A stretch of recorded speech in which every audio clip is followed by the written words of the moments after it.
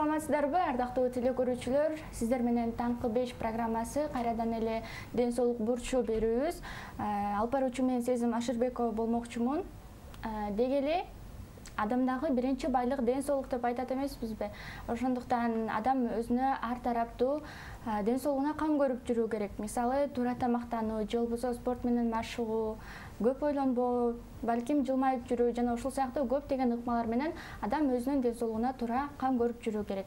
Ал эми бүгүнкү биздин темабыз, бүгүнкү биздин коногубуз туура тамактануу боюнча эксперт жана диетолог Орозобекова Үмүт айым болмокчу. Саламатсызбы, Үмүт айым?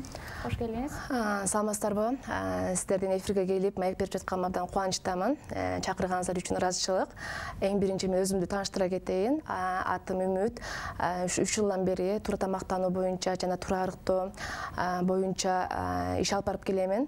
Өзүм ушу диетолог, нутрициолог катары дагы кызмат аткарамын. Үмүт айым, анда көпкө созбой эле биз суроолорду берип баштайлы. Биринчи эле суроом сизге узата турган, адам шаар жергесинде болобу, айыл жергесинде болобу, деги эле өзүнүн ден соолугуна кантип туура кам көрүп, кантип туура тамактанса болот? Азыркы учурда туура тамактануу ар бир адам үчүн керек болуп эсептелинет да. Себеби дегенде, туура тамактануу десе эле кээ бир адамдар бир кандайдыр бир жок нерсени же кымбат нерсени ойлошу мүмкүн. Бизге келген суроолордун негизинде билсек болот да, буларда баардыгы эле айыл жергесинде болобу, шаар жергесинде болобу, үйдөгү эле тамак ашыбызды болгону биз туура даярдап жегенибизди жана ошондой эле туура көлөмдө, туура режимде жесек, бул ошол туура тамактанууну биз камсыздай алган болобуз. Мисалы, ошол туура тамактануу боюнча биздин организм талап кылат да туура тамактанууну. Ошол жөнүндө сөз кылсак, эртең мененкисин, түшкүсүн, кечкисин адам кандай нерселер менен тамактануусу керек? Балким ошол режимдердин балким бирөөсү жок болуп калса, эртең мененки тамактануу болбой калса, кандай болот? Эң жакшы суроо. Себеби дегенде, ушу туура эртең мененки тамактануу, түшкү тамактануу, кечки тамактануу режимдерин аткарбаган негизинде азыркы көйгөй болуп жаткан ушу ачча салмактыкка алып келип жатат да. Себеби дегенде, эртең мененки тамактануу сөзсүз кылып кетиш керек. Кээ бир адамдар шашып кетишет жумушка, жөн эле суу ичип эле кетип калышат, тамактанбайт дагы. Ал учурда бизде атайын грелин деген гормон бөлүнүп чыгат. Алдында деген, мисалы үчүн, кийинки тамактанууга барганда биз анан көбүрөөк жеп алышыбыз мүмкүн да. Жана ошондой эле эртең менен энергиябызды жок кылат да. Анткени эртең мененки тамактануу бул бир күндүк биздин энергиябыз болуп эсептелинет. Ошондуктан эртең мененки тамактануу жеңил тамактануу кылышыбыз керек. Белокко бай, углеводко бай, жана ошондой эле сөзсүз түрдө рациондо май дагы болуш керек. Мисалы үчүн, кандай тамактанууга жесек болот? Эртең менен жумурткаларды жесек болот, май боло турган болсо, пайдалуу майларды жесек болот, же сары майды колдонсок болот, же жаңгактардын түрлөрүн колдонсок болот, бул дагы май болуп эсептелинет. Ошондой эле жеңил кашалардын түрлөрүн жесек болот, бул клетчаткага бай болгон. Ал эми түшкү тамактанууга кадимгидей биз полноценный толук кандуу тамактанышыбыз керек. Себеби дегенде, ушу организмин айтпанбы, биз деген көбүнчө тамактануубуздан энергия алабыз. Кыймылдап жүргөнүбүз, сүйлөп жүргөнүбүз, булардын баардыгы тамак аркылуу алынган энергия болуп эсептелинет да. Ошондуктан түштө биз деген толук кандуу тамактанышыбыз керек. Ал эми кечкисин болсо жеңил тамактанууга өтүшүбүз керек. Көбүнчө кыргыздар деген күчтүү тамактарды биз кечкиге калтырып коебуз да. Ал эми кечинде организм аны сиңире албай кыйналат дагы, анан кийин кандайдыр бир ооруларды, боор ооруларын, өт ооруларын алып келет. Уйку дагы бузулат дегендей, кандайдыр бир ден соолукка аябай таасирин тийгизет. Ошондуктан кечкисин жеңил тамактанууга өтүшүбүз керек. Азыркы учурда ошондо кечки эмес, түшкү тамактануу канчалык оор тамак болбосун, организм туура кабыл алат. Рахмат. Үмүт айым, азыркы учурда байкасак, кыбыраган адамдын баардыгы эле бош эмес, баардыгынын жумушу бар. Туура, негизи эле туура эмес, тамактанууга убактысы да болбой калат. Көпчүлүгүбүздө баардыгыбыз сүйүп, баардыгыбыз даамдуу деп жеген бул фастфудтар бар эмеспи? Ошол фастфудтардын ден соолугубузга канчалык деңгээлде зыяны бар? Негизи эле фастфуд деп өзү эле айтып тургандай эле, бул тез тамак дегенди түшүндүрөт да. Бул тез даярдалуучу тамактарда алар кандай даярдалып жатат, тез даярдалганда кандай даярдалып жатат, аларга эмнелер кошулуп жатканын биз билбейбиз да. Аларга кошулган нерселердин баардыгы сөзсүз түрдө биздин ден соолугубузга зыянын тийгизет. Мисалы үчүн, эң биринчи зыяндуулугу бул аябай калориялуу да. аябай калориялуу. Мисалы үчүн бир бургерди жей турган болсок, аны сиңиртиш үчүн биз 7 саат басышыбыз керек экен да. Ошончолук калориялуу экендигин биз билсек болот. Жана ошондой эле экинчи дагы бир зыяны болуп деген жанакындей майлардын көп колдонулушу. Ошо фастфудтарга майлар көп колдонулат, транжир деп коебуз биз. Же кайра колдонулган, иштетилген майлар болушу мүмкүн, же атайын организмибизде кеч эрий турган, эрибей турган маргариндер болушу мүмкүн да. Ошолорду дагы экинчи зыяндуулугу. Анан кийин үчүнчүсү болсо бул жаатан даамдарды кайра жегиси келтире турган татымалдарды кошот. Булардын дагы кандайдыр бир бөйрөккө, өткөбү, боорго дагы кандайдыр бир таасирин тийгизет. Ошондой эле биздин организмибизден чыкпаган заттарга дагы толуп калат да. Ошондуктан көпчүлүк аялдардыкы дагы тамак сиңирүү начар болгондуктан, алар калориясы көп болгондуктан бизде ачча салмактыкка аябай алып келет. Ошондан улам дагы бизде жаш балдар болсун, улуу мондар болсун, бөйрөк ооруйт же боор ооруйт чет мамлекеттерге операцияга көп кетип жатышат. Кийинки суроом болсун, анда негизи эле туура тамактануу режимин колдонуп жүргөн адамдар дагы аз эмес. Туура тамактанып өзүнүн ден соолугуна кам коюп жүргөн адамдар дагы бар. Мисалы, ошолор бир конокко барып калышты же тойго барып калышты, табити ачылып кетип, бир күчтүү тамакты көрүп калды. Мисалы, 5 бармакты же эт, чучук жегиси келип, ошондой эле жеп алды дейли. Ошол учурда бир күндүк режимди бузуу бул өзгөрүшкө учурайбы? Учуратабы? Албетте учуратат. Себеби дегенде мурда туура тамактанып жүргөн адам болсо, анда ошо организм көнүп калат аз тамак жегенгечи. Ал эми кайра ушу күчтүү тамактарды жей турган болсок, оор тамактарды жей турган болсок, организм аны да сиңириш үчүн кыйналат дагы, кандайдыр бир таасирин тийгизет да, кандайдыр бир реакциясын берет. Ошондуктан тойго барганда дагы өзүбүздү эң биринчи өзүбүздү контролдой билишибиз керек. Ал жактан дагы тамактарды жесек болот. Тойлор көбүнчө кечинде болгондуктан, кечинде жеңил тамактарды жешибиз керек да. Мисалы үчүн жеңил шорпулорду жесек болот, салаттарды жесек болот, же кандайдыр бир мөмө жемиштерди жесек болот. Ошон тамак сиңирүүбүздү мындай жеңилдете турган тамактарды жесек болот да. Үмүт айым, байкасак, ооруп калабыз, биз. Ооруп калган учурда такыр эле табитибиз болбой, тамак жегенге дагы алыбыз келбейт. Ошондой болсо дагы биздин аталарыбыз, апаларыбыз, улуумундар бул деген күчтүү тамак, сен ушуну жесең бат эле айыгып кетесиң, бат эле күчтүү болуп кетесиң деп айтышат. Ошол канчалык деңгээлде туура болот? Жакшы суроо бердиңиз. Көпчүлүк адамдар деген ооруп жаткан учурда күчтүү тамактаныш керек деп ойлошот да. Жаңы эле мен айтып кеткендей, күчтүү тамактын дагы организмде сиңирүү процессинде ойлошубуз керек да. Биз тамак жегенде гана эмес, анын сиңирүү процессинде бир аз ойлошубуз керек. Ал кеч сиңгендиктен организм дагы өзү ооруп турган учурда алсыз болот да. Ал тамакты дагы сиңирүү дагы ага дагы кандайдыр бир энергия талап кылынат да. Ошондуктан күчтүү тамак эмес, мен жеңил тамактанууну сунуштайм. Себеби дегенде жеңил тамак бул жеңил сиңет дагы, биздин дагы тезирээк айыгуубузга дагы жакшы өбөлгө болот. Жанагы табитибиз жок болот дегендерге мисалы үчүн кандайдыр бир суюктукту көбүрөөк ичишибиз керек.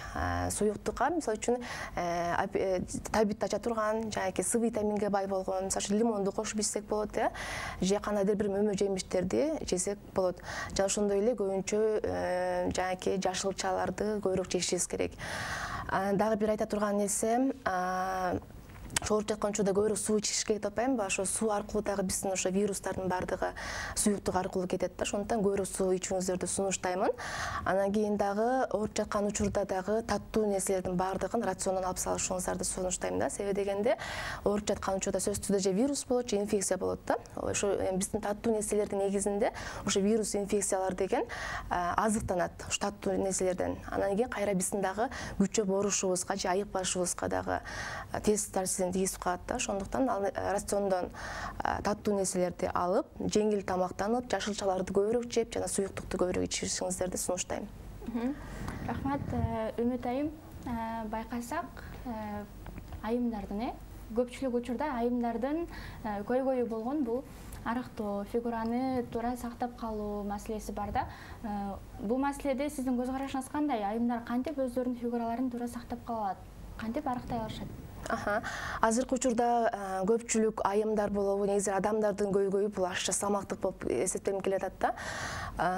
Негизи эле ушу ашча салмактык эмнеден келип чыгат? Эң биринчи эле биздин азыркы тамактануубуз. Бардык оорулардын бардыгы биздин бул тамактануубуздан келип чыгып атат да. Ашча салмактыктагы бул биздин эң биринчи тамактануубуздан, ошондой эле көпчүлүк адамдардагы аз кыймылдуулуктан кийинче тамактарды жеп алышат дагы, же телефон карап жатып калышат, кыймылды тамакты сиңирүүгө аракет кылышпайт да.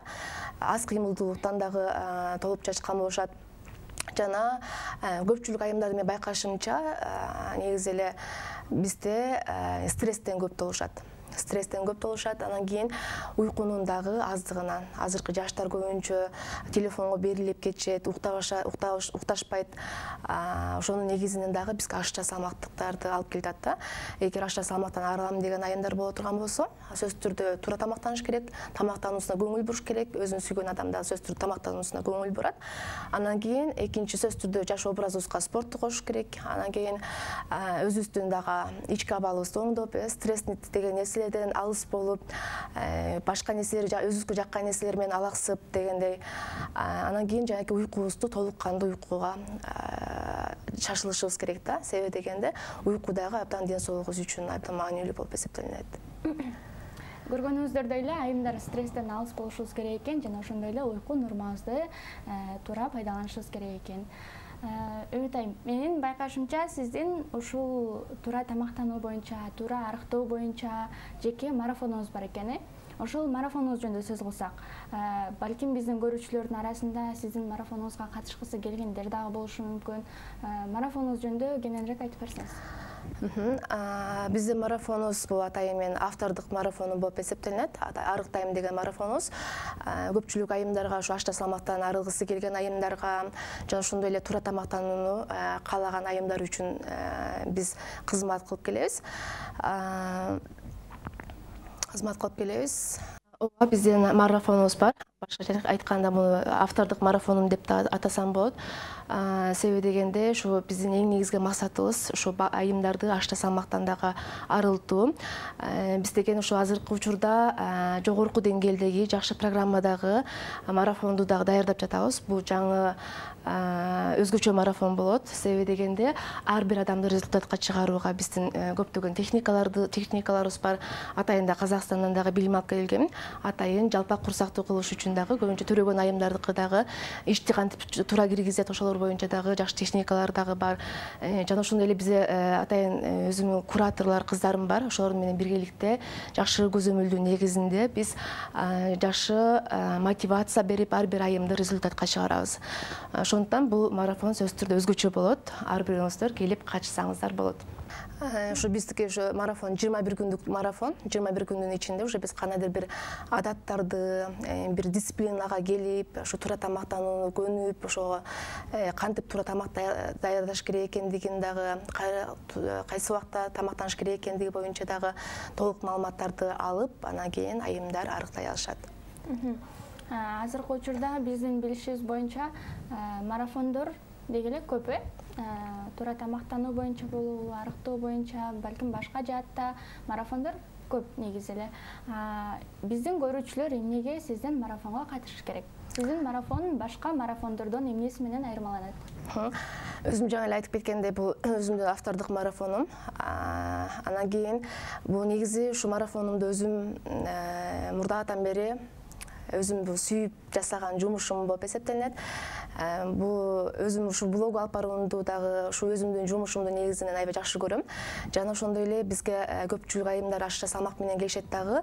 Анан кийин ашча салмактан арылып жаткан учурда көпчүлүк айымдар бир аз стресс болушат да. Же кичинекей баладай сыяктуу бир нерсени баштап келатып, кээде чыштапкыда койгулары келишет. Ошол учурда биз көпчүлүк айымдарга жакшы көзөмөл менен, жакшы мотивация берүү менен аларды кайдымдыр бир результатка жеткизиш үчүн биз аябай аракет кылабыз да. Анткени мен өзүм дагы жана ошондой эле өзүм командам бар. Ушу командамдын негизинде биз көбүнчө биздин марафонго катуу контроль бар болгону үчүн келишет жана көп адамдар сунушташат да. Бизде ушу катуу көзөмөл бар, жана ошондой эле атайын кайтарым байланыштагы, анан кийин ар бирөөнү биз результатка жеткизгенге аракет кылабыз. Себеби дегенде азыркы марафондор көбүнчө көп болуп кетти. Бул дагы биздин суроо талаптын көптүгүнөн дагы келип чыгат. Бирок биз акчасын жөн гана алып койбостон, ар бирөөсүн результатка жеткизебиз биз. Себеби дегенде бизде күчтүү контроль бар, жакшы мотивация бар. Жана ошондой эле ар бир адамдын бизге ыраазычылыгы маанилүү да. Акчасы гана эмес, бизге ыраазычылыгы маанилүү. Ошондуктан ар бир адамды результатка жеткизүү биздин негизги максатыбыз. Деги эле 21 күндүн ичинде аягында бир кандайдыр жыйынтык болуш керек экен, Албетте. Марафонуңуздун таасирин биз сизден гана байкап көрүп турабыз. Дене түзүлүшүңүз, бет келбетиңиз бардыгы ойдогудай болуп турат. Бардык көрүүчүлөрүбүздү марафонго чакырабыз, анда келиңиздер. Ал эми Үмүт айым, сизге эркин микрофон. Эфирде жыйынтыктап өзүңүздүн биздин көрүүчүлөргө каалоо тилектериңиз болсо айтып кетсеңиз болот. Кайрылууңуз болсо. Негизи эле айтып кеткендей, ден соолук бул биздин эң биринчи байлыгыбыз болуп эсептелинет. Ошол байлыгыбыз, ден соолугубузду дайыма карап, туура тамактануу биздин ден соолугубуз үчүн абдан пайдалуу. Туура тамактанып, же ошондой эле спорт менен да бир аз машыгып, жакшы гана позитивдүү гана ойлонуп, ой жүгүртүүбүздү өзгөртүп, жашоо образыбызды өзгөртүп, дайыма сулуу келбеттүү болуп жүрүүңүздөрдү каалайм. Ошондуктан баардыгыңыздар азыртадан баштап туура тамактанып баштаңыздар. Үмүт айым, бизге келип бергениңизге чоң рахмат. Биздин Орозобекова Үмүт айым менен болгон маегибиз сиздерге кызыктуу жана пайдалуу болду деген ишеничтебиз. Урматтуу көрүүчүлөр, биздин Орозобекова Үмүт айым менен болгон маегибиз сиздерге пайдалуу жана кызыктуу болду деген ишеничтебиз. Үмүт айым менен байланышуу үчүн төмөндөгү номерлерге кайрылсаңыздар болот. Сиздер менен азыр коштошобуз. Кийинки берүүдөн көрүшкөнчө аман туруңуздар, ден соолукта болуңуздар.